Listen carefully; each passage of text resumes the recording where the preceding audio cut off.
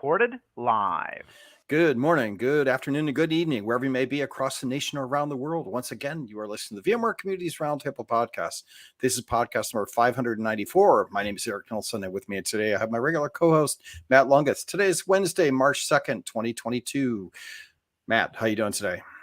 Eric, I'm coming off a weekend of home network upgrades. I had the older Ubiquity gear. I had a security key or cloud key Gen 2 Plus and a security gateway Pro. And I migrated everything over to a UDM Pro special edition, a UDM Pro SE. And it just makes me think of all of the things that now of where we're at with home networking equipment and prosumer equipment and whatnot, and how many things parallel what is an enterprise deployment, right? Equipment availability, uptime, backups, transferring and upgrades, and what has now become a hobbyist activity, or what was a hobbyist activity, has moved over into this, almost enterprise grade in some way. I was worried about what my service level agreement was going to be between myself and the family if I would caused an outage disruption, right? As far as you have to notify everyone of, well, we're going to do some home network upgrades and Netflix and the iPads and everything else, and all of the other devices that we use in the house, they're going to be offline. What are we going to do about that, right? I can see a VCDX in your future. Matt does an architecture of home networking. That is all to say. I mean, it's definitely not at VCDX level by any means, but as we get more and more of these services, right, out at the home level, it's that other level of resiliency and redundancy now that we have to rely on. It just really makes me think of how much parallels that now we're progressing of what it was, traditional simplified setups at the home has now, in some instances, at least reached SMB level of complexity and resiliency. So it all went well. We're up and running. Everybody's fine. Netflix and Amazon and whatnot, and we're back up. And the throughput was definitely worth the upgrade on the Pro SE. If you have IDS and IPS turned on, your throughput is well over a gig. With whether Security Gateway Pro was limited to about 250 or 250 down on your downstream from your provider. So it was worth it. But that is all to say, it was a fun and interesting weekend. But how about you, sir? How are things out there on the West Coast? How are you doing? And most importantly, what is the color of the bay? I'm doing great. I've been Bitcoin mining since the beginning of January, and that's all great. But to talk about home networking. You mean you've been heating your home? I've been heating my home. It's been wonderful, but now it's starting to get hot out. The weather is starting to turn. So, but I gotta say that when my network goes down now, it costs me money, right? Because the miners can't talk out on the network. And so resiliency of my home network, now I look at it and I'm like, if I'm down an hour, that costs me like $4. And I'm like, I can't have this any longer. So there is that balancing my home network with the fact that there's money. I'm going to shut it all down. It is not worth it because I did get my power bill, and my wife is like, "No, you didn't make any money, right? You just gave your money to me." Right? So that's how that works. It is beautiful and sunny here in California. We've had some really good weather. It's supposed to turn cold again tomorrow, so we've had some ups and downs in California throughout month of February, come into March. So that means it'll be in the 60s, right, as opposed to the 70s. That's right. It'll get down to like 52, right? That's going to be chilly. Downright frigid in the Bay Area.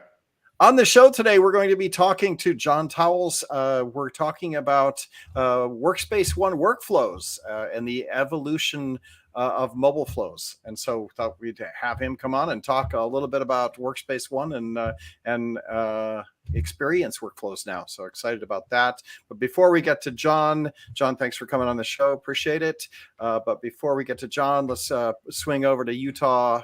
Corey Romero, what's new with the experts and how you doing? Doing well, Eric. Doing well. Weather here in Utah has been actually warm the last 2 days. It's been warming up, which is great. I'm actually headed off to California tomorrow morning So be a little bit warmer out there for sure. vExperts. So we released the vExpert. We announced the vExpert Awards, as everybody knows. We have also opened up sub-program applications for 10 subprograms. So applications were open yesterday, and applications close on March 16th. And we will announce the various program awards on March 28th. So the vExpert subprograms, just a little quick brief summary of them. They're designed specifically for vExperts who are in the program. So if you read about one of the vExpert subprograms, you're not a vExpert, but you're doing the things that should get you into the program, shoot me an email, cromero@vmware.com, and we can discuss and see how maybe we can get you into the program or figure out what we can do for you. But with that, I have requested licenses for vExperts as well. That's one of the bonus of the vExpert program is you get licenses to all of our products, our on-prem products. So I requested licenses for 28 product and product suites this morning. So hoping to have those back for next week for all the vExperts. Yep, awesome. I run on one of those. I've got a server in a cage in San Jose, and I noticed that I only got like 4 weeks left before my license runs out. So looking forward to getting the license. So thanks for doing that, Corey. Appreciate it. Yep. Corey, any new sub-programs that are out there or any that have changed that we need to be aware of? No changes this year. They're all running the same and nothing new so far for the year. Okay, and just for those that are out there, one, you got to be the vExpert to apply, correct? And correct. The entire list, I believe there is now 11 or 10 or 11 sub-programs that are out there. vexpert.vmware.com/sub-programs. Once you log in, you can see the entire list. We have everything over there from app modernization to AVI to EUC. We're talking about all things Workspace 1 today, but anything within the Workspace 1 or Horizon stack, security, cloud provider, and NSX, just to mention a couple. Yep, absolutely. Yeah, 10 total sub-programs this year so far. And if we decide to open up another program, we don't wait until next year. We do it in the middle of the year. So that's what we did with some of these programs from last year is we announced the program, opened up applications, and then we brought in sub-programs as we worked with the various business units. So Corey, if you were in a sub-program last year, is it likely that you're going to be able to get into the sub-program again? Do some of these sub-program managers, keep a running set of people that they're usually working with? They do. They do keep a close list of the people who are working with them, on a daily, weekly, monthly basis. I have spoken with each individual sub-program manager, and also had dropped planted a seed of, hey, we allowed everyone else to come back in. We kind of re-upped everyone out of the 2021 program into 2022, as there still are COVID restrictions around the world, right? And not everyone lives in Utah, right? Utah has been pretty open. I know California just opened up, and I know some countries and some places have been some pretty bad restrictions. So I have, dropped that seed into the sub-program managers as well, as keep that in the back of your mind as you're going through these and looking at applications. Okay, great. Yeah. All right, with that, we're going to get on to our topic. So John Towles, welcome to the Community Podcast. And we always start with, tell us a little bit about yourself. How long have you been working in IT, and what have you done in your career? And then what do you do now? Sure. Thanks, Eric. First of all, I just want to say, Matt, since when the network gear has become SE, it's like you got a Star Wars box set. So now it's special edition of network equipment. Well, actually, it was a pretty decent upgrade, right? So over the UDM Pro, I think it's at least a significantly higher processor, and there is 2 base hard drive options. So there's a base hard drive for the application platform itself within Ubiquiti, and then there is now a secondary drive that you could use for the Protect application. So I looked at it that it was, up on I think it was another $100 for the additional procs and the additional storage that you got for all of the other application platforms. Yes, it was worth the push. But by all means, yes, John, you're right. We are now back into Star Wars branding. I feel like I'm looking at like maybe an old 80s Dodge, right? That had the special edition right there on the side, right? The special plaque. Yeah, I rock special edition. Yeah, exactly. I hear it. No, I just think it's funny that we've gotten to that point now.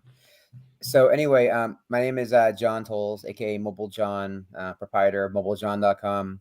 I've been in IT now for 12 or 13 years, late to IT, retail manager for a long time, transitioned over. I've worked for BlackBerry. I do not work for VMware. I like to point that out because everyone thinks I do. It's even worse now that I'm in Slack. People still think I work for VMware in the internal Slack, but yeah, I'm a VMware partner, and I've been doing consulting work, and also I have a group of engineers who now work for me at my company who are working on VMware engagements as well. And as most people know, I specialize in the EUC stack, very strong AirWatch and Workspace ONE background. Pretty much all facets of EUC I've been doing now for a really long time. Very nice. I will say a prolific publisher. We usually bring this up at the end of the call, but I would say, John, your blog over there on mobile-john, as in JON.com, at least for myself, is one of those reference blogs out there within the industry that I find myself constantly visiting. Your articles are referenced both internally within our org and shared amongst partners and other vendors and whatnot.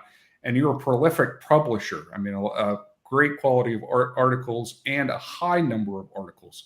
So, and everything within the Workspace ONE stack, from all of these new modern-esque type applications that are out there above and beyond modern or MDM components, and MDM being both mobile device management and modern device management.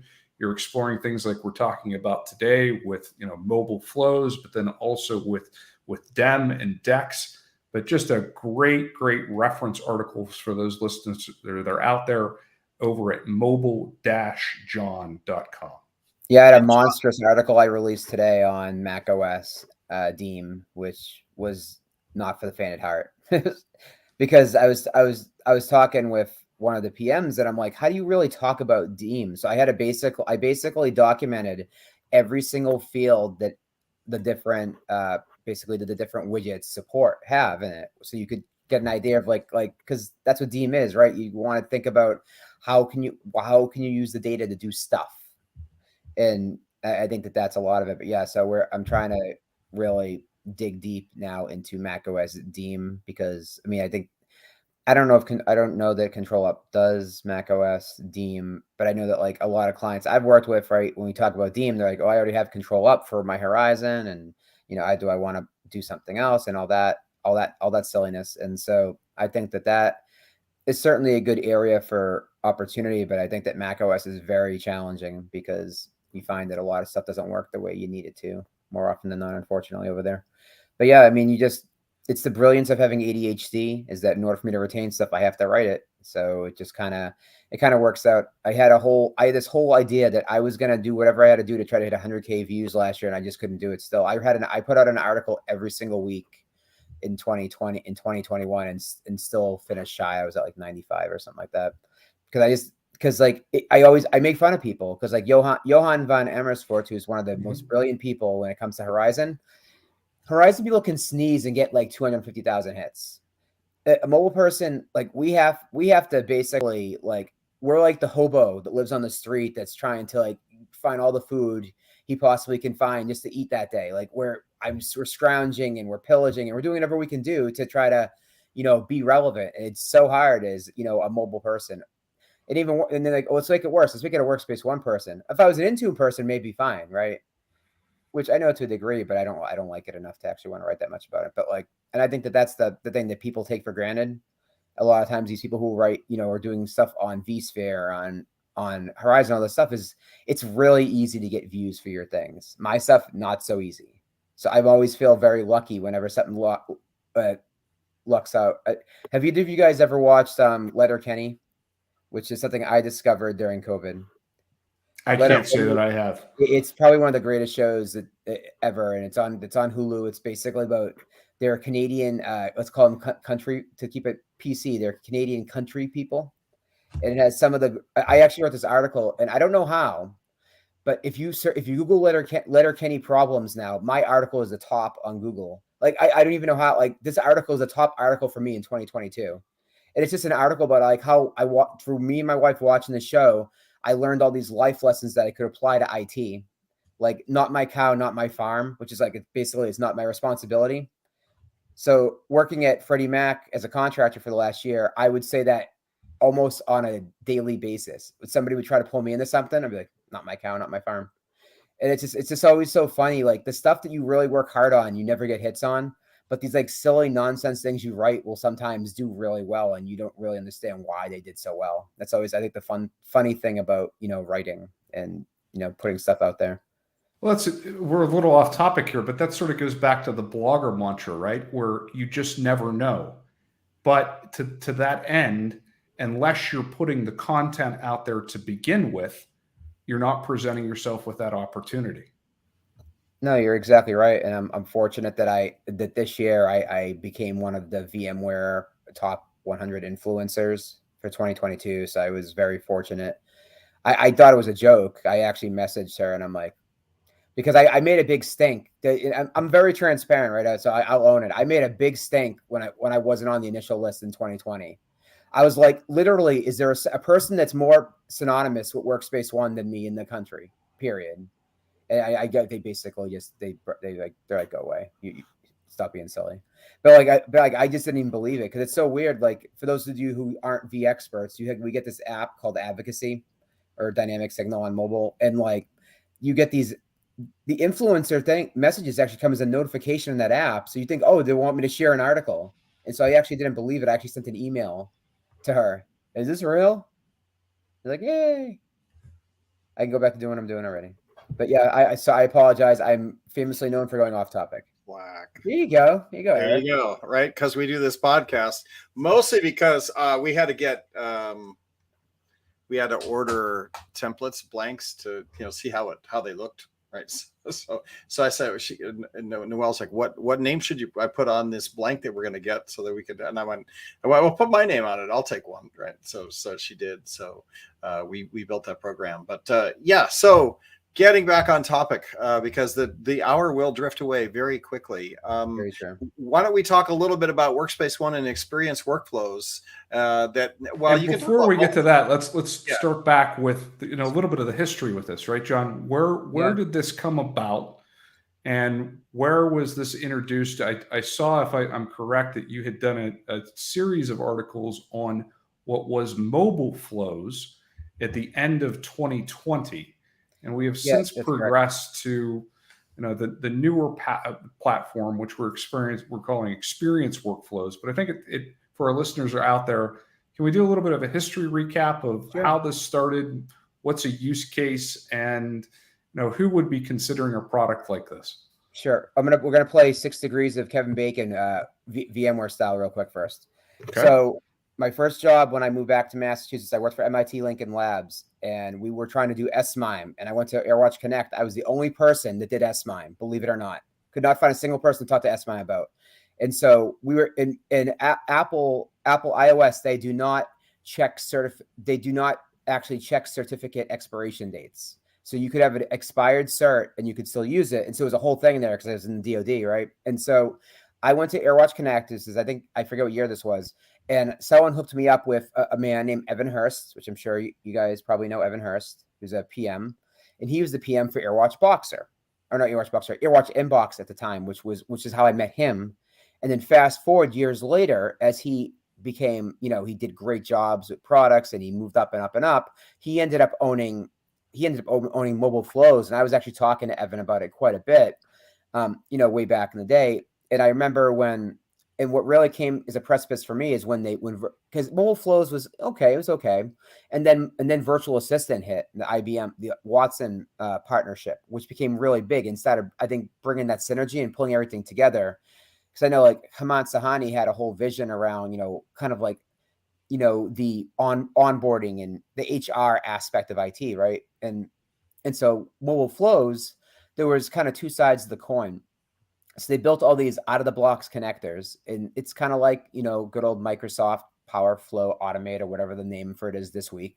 Name constantly changes. And the idea would be is that you could, integrate apps directly into your experience. And you like famously, like I think like Power Flow Automate, I had something set up, I think for my wife, like whenever she'd get an email, it would take all the attachments and save them to OneDrive or something. Like you have stuff like that.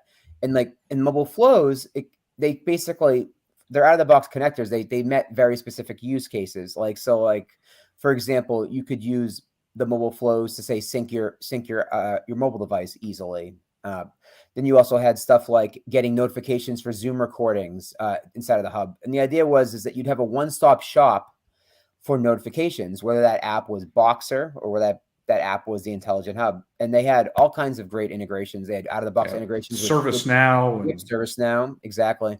ServiceNow, Jira, Adobe Sign rather, and all these different things. And I think obviously the challenge is that I mean, at the end of the day, right, it was part of the Workspace ONE Enterprise license, and it's I hate to use the Microsoft it's free argument, but technically it was people who were enterprise felt it was free, right? And so I'm sure that there was a hard justification to kind of throw too much money into it, because I remember I was constantly advocating for that, like whether it was that you were able to whether they could self-host somewhere in the cloud or to be able to do something. Because I think that was the real challenge, because like, yeah, there's specific apps, and the great thing is that most of your top business apps were there, right? The Workdays and Concurs and stuff of the world, LinkedIn Learning, all that. I actually bought LinkedIn Learning for me and my wife's company specifically to do this, and then we ended up keeping it because it's, for those who don't know, it's really expensive and it's hard to get a trial, and which is basically what lynda.com used to be. But that was the idea, is that you'd be able to kind of build all these immersive things. And then when Watson came out, and Watson came not out, but got involved with VMware, they introduced a chatbot into the Intelligent Hub, so you can now do things like, tell it that you want to order a new device. And anyone who went to me, Johan, and I's session at VMworld this past year saw the stuff that we did. Did you catch that? Did you watch that session, Matt? Because it was pretty crazy. Mm-hmm. So I actually rewrote the code inside of Watson to get it was funny, right? So you saw I was able to order starfighters and TIE fighters and stuff, right? So it was part of Camtasia stuff and part trying to rewrite the way some of this stuff works. But it was just so neat the way you could do some of this stuff with ServiceNow and a lot of those types of things. And I found that more and more as I think with mobile, right, you get to a point where it's not like Horizon and vSphere where there's so much you can do. At mobile, you get to a point in mobile, you have to start being creative and starting to try to figure out new stuff to do. I got Chris Halstead got me into got me really interested in doing the API. So I've been doing a lot of stuff with the API. Justin Sheets and I collaborated on a recent article about pagination for the Workspace ONE API. And I think constantly try to do stuff like that. And mobile flows was one of those opportunities, I think, to kind of really show what are the different capabilities and some of the stuff that you can do. And so anyway, so to kind of bring that all full circle, right? They've kind of transitioned now to a new platform by Dell Boomi, which made a lot of sense at the time, right? Because Dell and VMware were all one entity. That it made sense. And they brought Boomi in. And I'll tell you that the one thing I do really love about Experience Workflows more than anything else is the biggest problem that we had with mobile flows is the documentation was absolute abhorrent. I was lucky that I am who I am, and I was able to get people to help me. They actually gave me unfortunately doesn't work for VMware. Ashka Vakil, she hooked me up with developers that were working on the mobile flow stuff to help me set up some of these because they weren't well documented. And one of the things I'll give them a lot of credit for is that they did Experience Workflows. They've actually done a relatively decent job at documenting how to set up a lot of these things in Boomi, which is very, very good because Boomi is not an easy platform, right? This isn't intuitive out of the box. Oh, absolutely not. Yeah, it's if you just if you check out my blog article, you'll see it's pretty painful. When you go through and you try to go through the whole thing because it's like if you were to go create a Visio and then expand that Visio for roughly 7 months. That's kind of what a Experience Workflow is to me. It's all these things are interconnected. You create a card, for those of you who are experienced with an API, it's basically visually creating a visual representation of all the stuff that you would have been doing textually. So you're creating, here's a card for converting the JSON, converting from this format to XML to JSON. Then here's a card that's passing this to that. And it's actually not dissimilar. At EUC Day, one of the things that I did recently, and this is ironic because I am probably the biggest basher in the history of mobility on Okta. Like I have trashed Okta so bad that I had people come up and make nasty comments to me at VMworld. But I bought Okta this year because they're going deep into the similar project with workflows. And it's actually relatively similar idea that Okta is doing, where you have all these like connectors that are configurable, and you can kind of build these like API centric workflows around. Because I think that obviously that really is the future, I think, of where we're going. And you're seeing these companies like, Zapier and stuff like that, like making a killing on it right now, where they're taking these products that don't have any integration whatsoever and enabling integrations for you. Because I think we can all agree that integration is kind of out of the name of the game at this point. All right, whatever we can do to make, it's one thing to publish, to have the API out there to consume, then it's just what's going to be your pain level to make that consumption at an easy and, how do I say, tolerable level, right? I would have said not bad, and make it not bad. Well, it's like, so one of the things so my wife and I, we own our company Centrex that we own is a small pharma company that works in the life science industry. We work on COVID and stuff like that. So we do a lot of really important stuff. And one of the things that I want to do, because no small company can buy ServiceNow, right? It's like it's like 10 grand to buy like a non-prod instance. Like it's very expensive. It's like Workday. It's super expensive.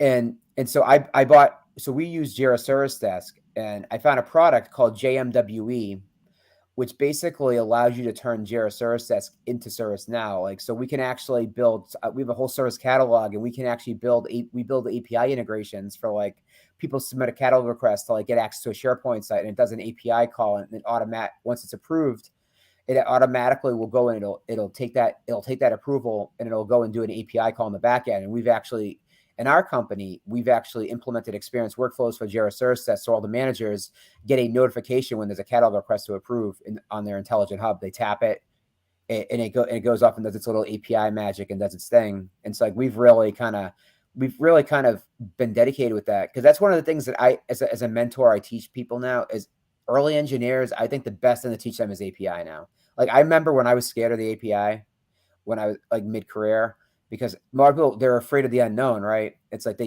like, I can't do this. No way. I'm not a developer. It's like once you start kind of like just messing around with it and figuring it out, and thank God for API explorers now that they have, including VMware's now have them. It makes life so much easier. But like just the ability, it's one of the things I really preach is teach young engineers API so they can understand how the sausage is made.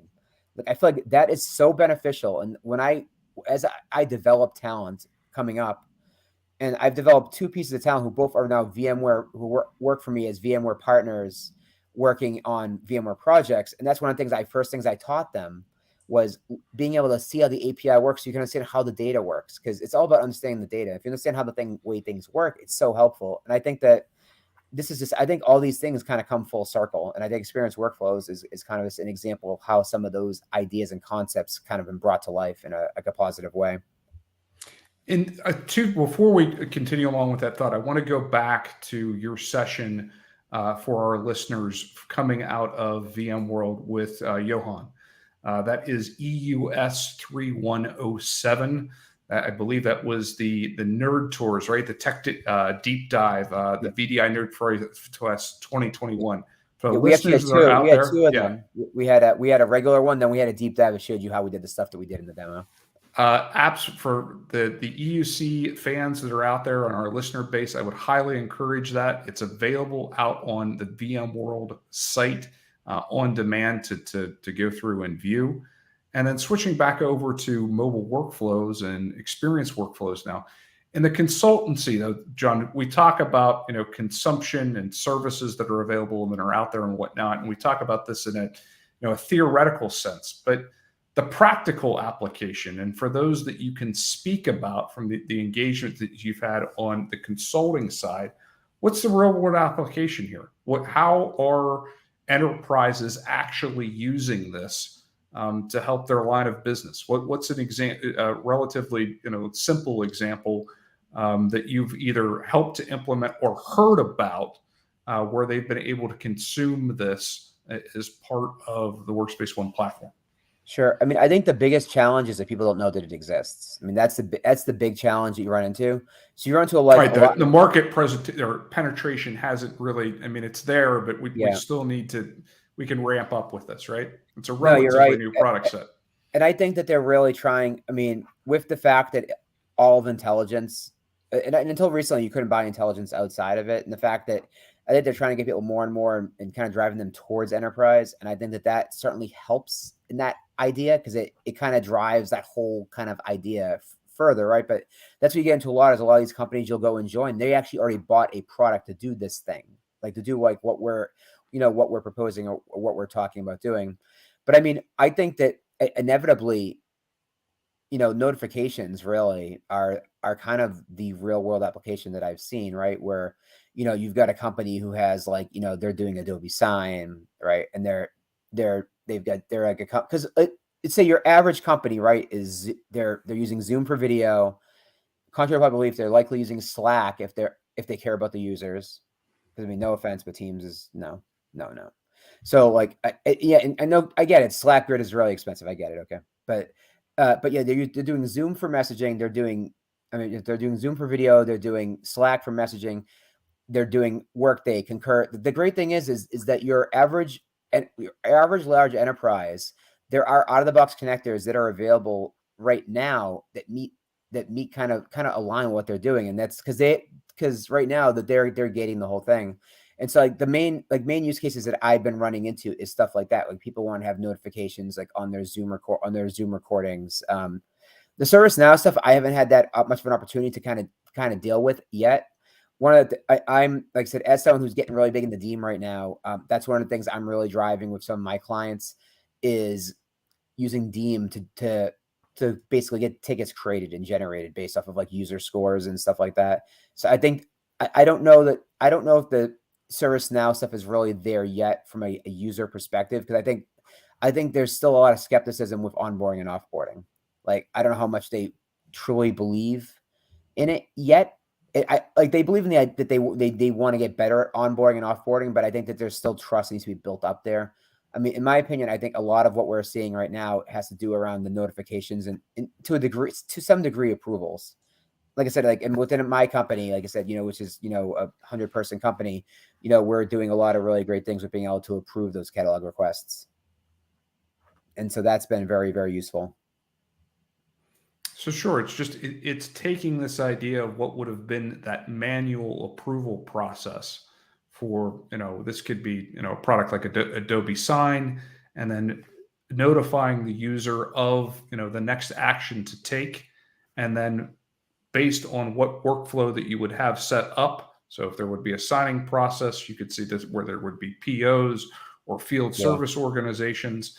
And then there was also some more advanced features of this that would be out there that you had spoke about with, the Deem integration. So whereas if a user would be having a poor overall experience based on one of those intelligence pieces that Deem would be able to suck in, and that we would set a threshold on, where rather than the user calling into the help desk, where if we had a combination or a KPI where an overall poor performance with bad network connection or some type of smart notification that from the hardware that would be coming back up, you get those three triggers and boom, right there is a ServiceNow ticket that's proactively created that then gets dumped into your help desk queue. Yeah, I think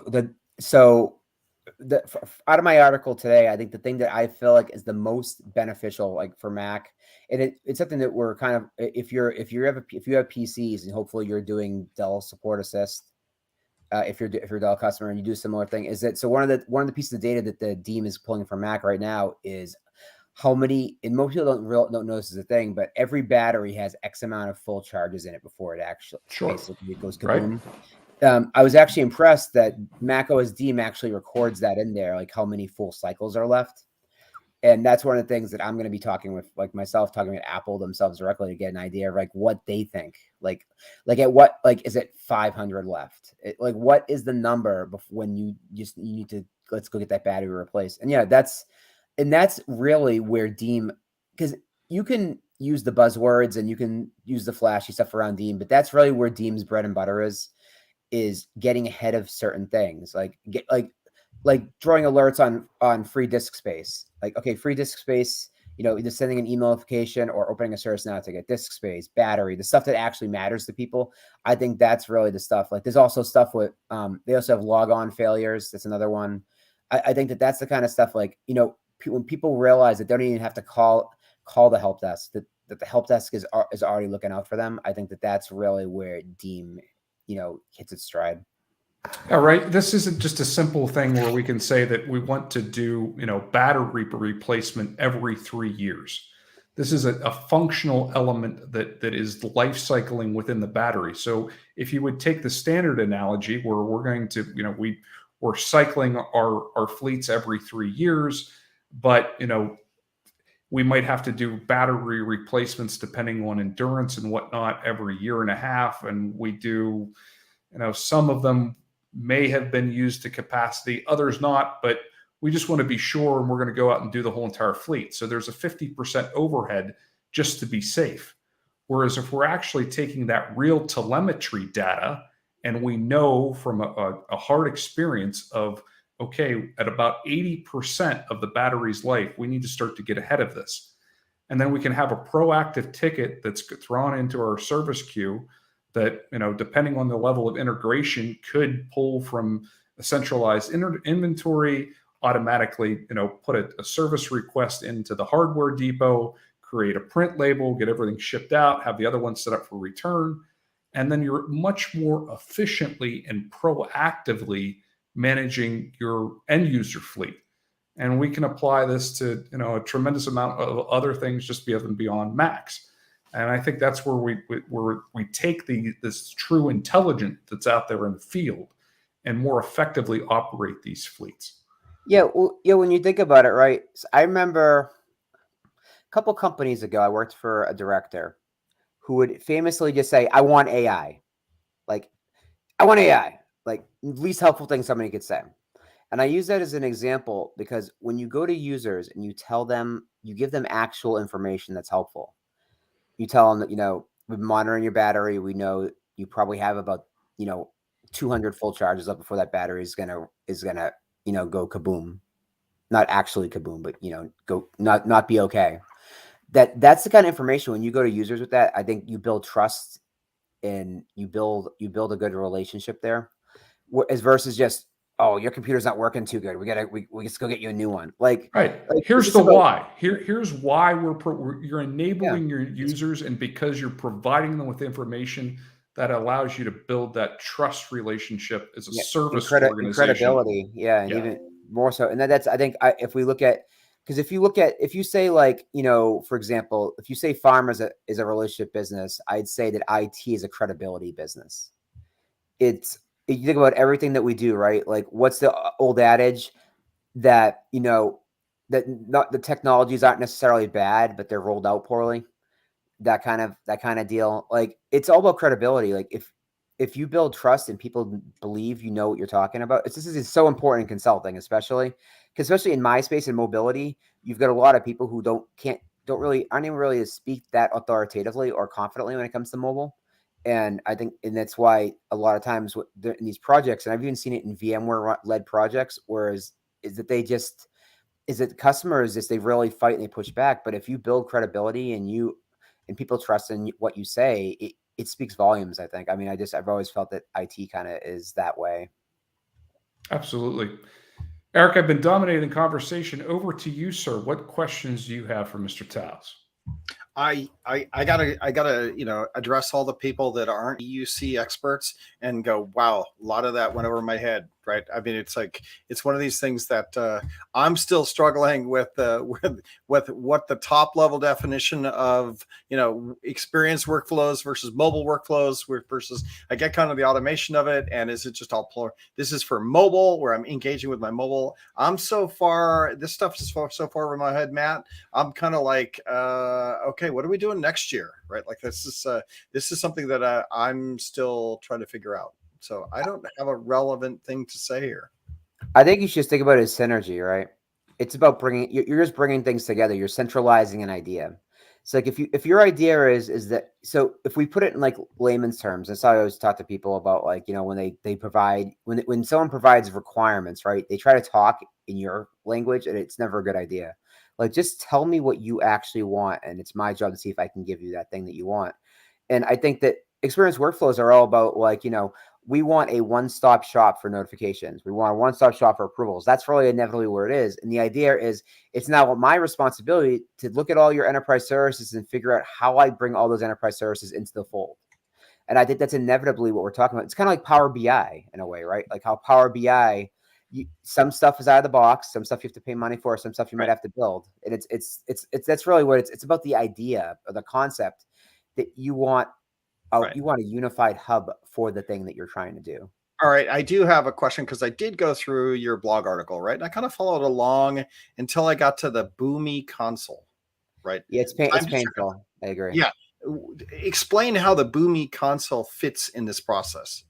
Sure. So the Boomi Console, the number one reason I use it is for reviewing logs, like when we've been troubleshooting things, because you can go to the Boomi Console and you can actually look at the log and see like the failures. Because what I found was the big challenge I found with experience workflows is that there's a lot of stuff you'd see in there, and you think it's a failure and it's not. Because it could be something like you could throw like a 400 bad request because the person was already added, or already activated, or a notification already happened, or whatever. So I dealt with a lot of that stuff. Like, for example, with Adobe Sign, I was getting 400 notifications for every single document that I had already got a notification on. Like little weird things like that. It's a lot of the nuances. So like the Boomi Console is essentially for, I guess, a few things. Like one of them is like, if you want to like export out your VMware package, and you say you want to mess around with it and try to play around with it. I used it mostly for learning and understanding how, like, because I like to know how it actually works. So I can, like, because I mean, my whole thing is like, how can you troubleshoot stuff if you know how it actually works at like a fundamental level? It's like, for the Boomi Console, for your average person, is basically going to be probably just to go grab logs. For me, it was more about trying to get an idea of how it actually works. Like, say if I want to modify, because the number one thing most customers are going to be doing is they're going to be going into a VMware built flow and trying to like modify the cards. And the cards are like the visual overlay that the person sees. So like they're going to want to like modify how that pop-up comes into the hub. And that's the kind of stuff I think that you're going to see some stuff on. And I tell you, the VMware got one thing right with this. One true thing right is they realized we're not good at this. Let's get somebody else to do it. And for those who aren't aware, is they brought this company in called Jade. And Jade is actually, so when you go and you pay to get this stuff done, right? When you go and you pay to get a new integration built, that can be done via professional services, and Jade is actually the one that's actually doing it. And Jade is that was actually going to be my next question. It's like, how many enterprises actually even, like, I would assume, because I rated a data center once, I'd have vendors who'd come in and do, and how many are just coming back to VMware saying, here's my problem set, these are the things I want to expose my users to, these are the workflows, please build it for me, right? Yeah, there's your scope. Like, here's your PSO. 90% of the customers are coming through VMware, and then VMware's outsourcing it to, you said Jade? Jade's the company. I forget their full company name, but yeah, Jade is the company that actually has built all, not just the ones that customers request, but the ones that you have out there right now, those built-in ones. Like this past month, they just have released, I believe, LinkedIn Learning and Zoom, which I think I'm gonna be setting up tomorrow, because I had them set up in mobile flows. It's not that hard, but but I'm gonna set those up. I'm gonna probably try to set those up tomorrow. And yeah, and Jade is actually the one that built those, and I've worked with some of their people, and they're pretty nice. Like, they're offshore. Because we're trying to work through some of these things, and like, I think the hardest thing to stomach is like how does a customer is gonna have a hard time justifying 20 or 30 grand. It's gonna have to be an app that's like pivotal to what they're doing, which to me is almost hard to imagine. Because if you look at, like, if they're gonna already have Workday out there, like Workday's the kind of app you'd say I pay 20 grand to make that happen.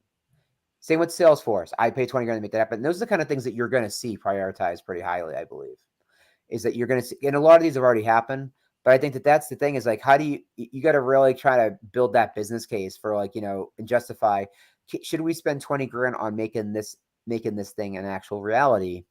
And I think it's going to be a tough thing for people. So maybe it's that you just rely and you beg and you plead and you say, please, Mr. Lucas Chen, will you please make this happen?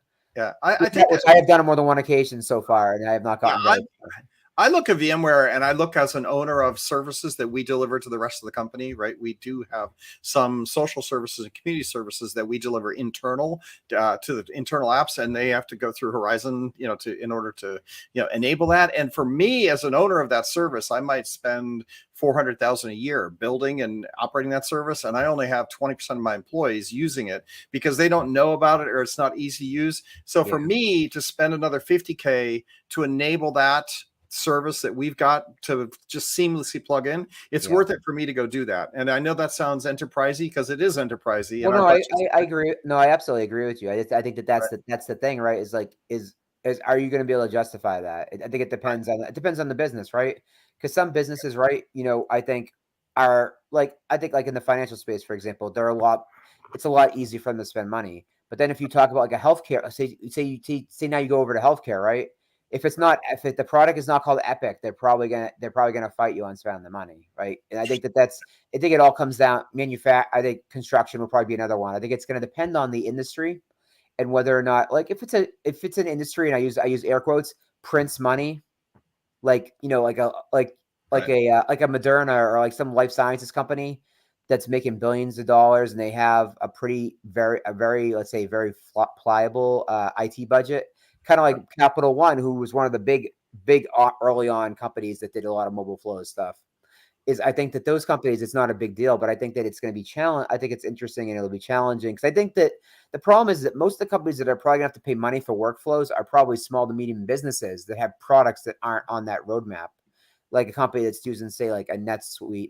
It's not, they're not spending the money to say use full Oracle or full PeopleSoft. Well, for an example, like Dynamic Signal that you're aware of, right? Like Dynamic Signal, we would like to get all our employees, all 20,000 employees using it. And so having a workflow that allows them to come in and just add themselves and get that up and running. So it's the mobile app that's really productive. It's good to have that, right? And absolutely. We already spend $200K a year purchasing a license for Dynamic Signal for the 8,000 employees that use it. So adding an extra 25 or 30K to simplify that workflow just makes financial sense. No, I would agree with you. No, absolutely. I think it's just, like I said, it's always going to be subjective. It's going to be based on like kind of like who you are and like if you can actually justify that. Because like I said, from like me and my wife's company, like we can't just like we would love to just spend 20K and get like get NetSuite done, for example, with a new accounting service. But like I said, we probably can't justify that. So I'm gonna continue to try to beg and plead to see if we can get like some of these things, because I think, and I always say this is one of the big challenges I find with VMware is that sometimes their real world awareness is not always where it should be. Like I've had many PMs tell me, "Oh yeah, just go do this." I'm like, "Yeah, sure, I'll go reboot that server in the middle of the day. That's no big deal." Like they don't always understand the real world problems. Like I think within like companies that have to kind of pay, let's say, pay the piper. And I think that's and I think trying to constantly giving feedback to people like Lucas Chen and letting them know these are apps that really matter and stuff like that, and trying to help get them on the roadmap and stuff like that. Because I don't at all believe in the whole AHA thing. I never will. If you go look at Microsoft's user voice, show me how many of those things have like 10,000 votes and never got implemented. Yeah, that's a whole pet peeve of mine, right? When people come to me, because I do social, and a lot of times they'll come to me for community going like, hey, because I run the community platforms, could we get AHA? Could I do? I'm like, well, first off, you understand that's a complete demotivator. And the reason it's a demotivator for your customer base is because you'll get 100 ideas and you'll quickly be overwhelmed and you won't be able to implement but any of them, zero, because who's driving, the next generation feature set in your product are big customers that are spending $20 million for a new opportunity. That's what you're building. And guys that come in, community members come in and give you ideas that never gets implemented because there's not a $20 million PO against it. And don't forget, a product is only as good as the PM that owns it. You can go look at the whole VMware suite right now. Look at what they've done in the last year, and you can know very, very easily, and this is not even negotiable or up for debate. You can look at a product, you can see read the release notes for the last 12 months, and you'll know whether or not that PM is good or not. Because some PMs, they're magic. Like they get stuff done. They know what their people need. They get it. They make it happen. And then others just don't. They're not listening. I mean, Interesting. I mean, maybe like I said, that's the way I feel. Right. But like, I mean, I've always felt that the PM, a product is only as good as the PM that runs it, because like I said, So you can see certain stuff. So we're coming up. We have 10 more minutes here to be an hour podcast. Maybe Matt has to drop off because we got a little bit of a late start. But I have a couple questions for you, John. And Matt, I'll throw it back to you if you have a couple of final questions before you have to drop. One is, where are we going? Where do you think this is going to go in the next year? Do you have any kind of thoughts around what you think VMware is going to do in this space? Like, obviously, they've moved to experience workflows. Where do you think we're going with this? I truly believe, and I'm probably wrong, and I truly believe it, they will eventually drop the price of experience workflows. So my whole thing is, right, is that you have to buy in. So you buy intelligence and you have to pay like an extra $10 or whatever per user for experience workflows. If they're going to make people have to spend 20 or 30K on an app, I truly believe for experience workflows to be successful, they have to bundle it into something. I made the same argument with intelligence, and they eventually did it. They bundled it into something. Is you have to package products in 2022, and even in 2021 and 2020, you have to package products together. Microsoft has proven that in order to be successful. People aren't buying Defender by themselves, right? They're buying E5. Yeah.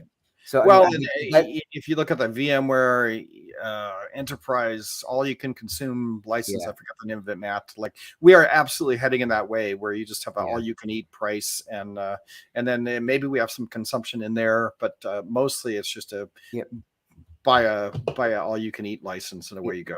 I feel like that you eliminate a lot of the argument around experience workflows if you do that. Then people are able to more easily stomach the idea that they're gonna have to pay money to have a workflow built for their business. I think that's one thing that I see coming. I think another thing I do see coming with experience. I mean, experience workflows is it's gonna. I hope that we're gonna continue to see the output we're seeing, because we've seen probably couple app. I'd say on average, and at least one app a month is getting released that's built, and I'm pretty active in the Boomi channel and Slack, and I continue to see them like really putting out a lot of information out there and getting stuff doing. I mean, the best thing honestly that ever happened to me as a partner is getting access to the VMware internal Slack, because I've been able to collaborate with the different teams and get help and help them identify bugs. I've already found 2 bugs on Deem for Mac OS for that same reason, and I think that openness, I think, is going to help us kind of move forward, I think, further and further. And I think the next step for all of this is going to be experience workflows into chatbots like we had with mobile flows, because I think that's really the future, is conversational chat. I think that's most important. Yeah, and as I think, as we've transitioned to SaaS and consumption, and going lower in the stack, like it's not enterprise, it's commercial, and it's end user, like not commercial but small business, SMB. I think that SaaS and push there, I think we're taking it serious, but so pricing as well as just overall bundling, I think that makes sense. I think they will head in that direction. I think VMware's I think Raghu is changing the way we approach the market, right? It is less on enterprise and more SaaS delivery, subscription delivery, everything delivery, SaaS cloud service delivery.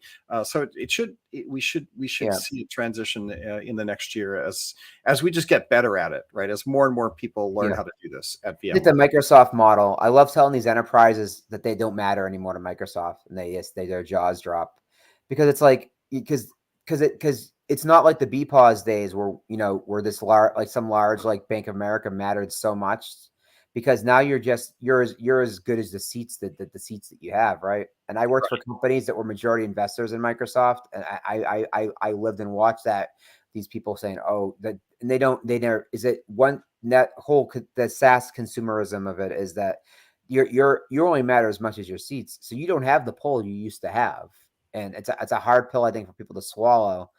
But I think that it's actually a good thing overall, because like now more people than ever can now open tickets at Microsoft for support and stuff like that. And I think enabling people like that, I think, is good for everybody. It's good for the product, I think, overall, because you get more people, more bugs reported, more everything.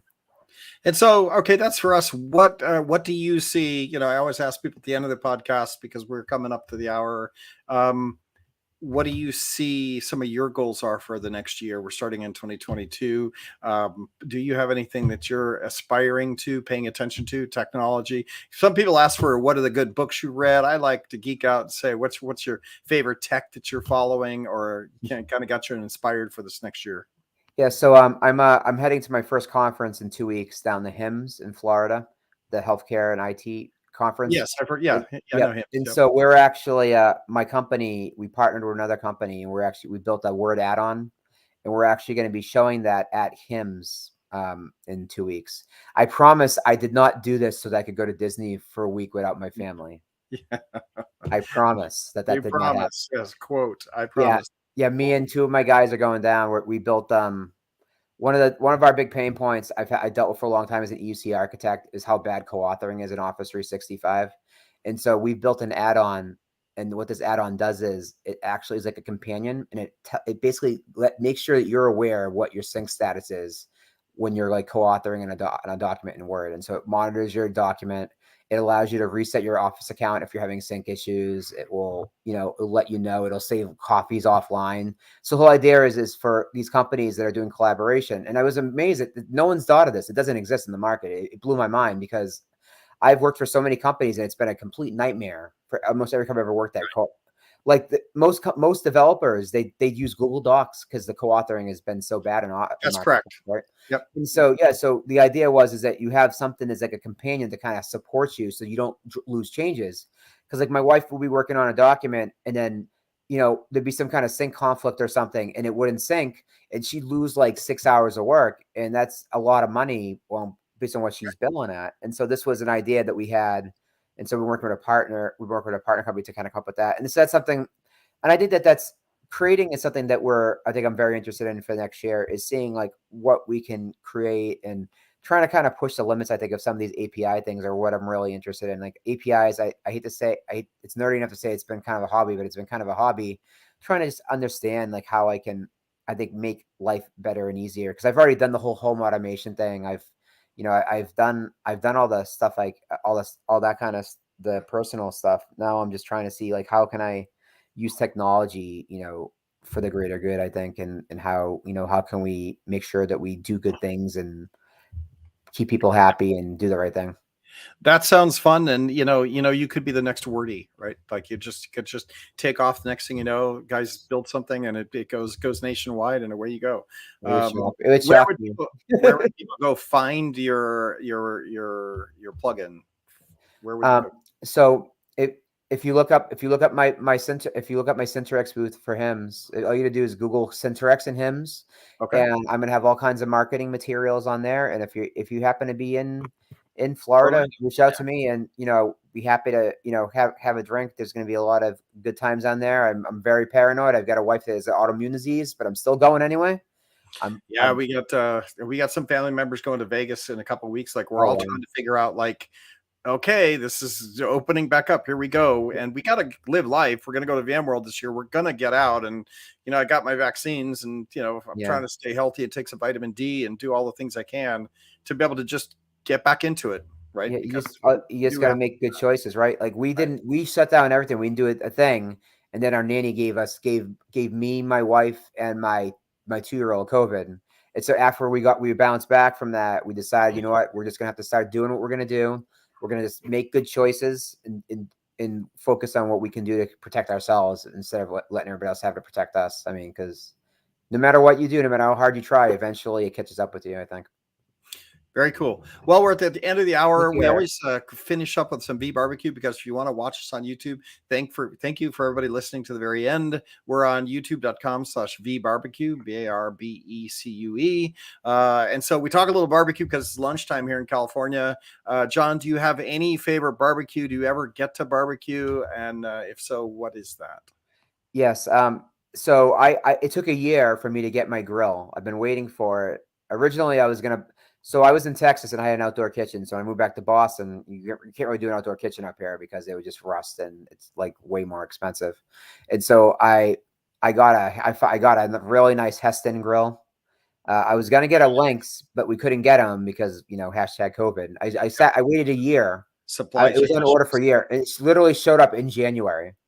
So I've been out in the snow in Boston and pulling the grill out to grill and then pulling it back into the garage.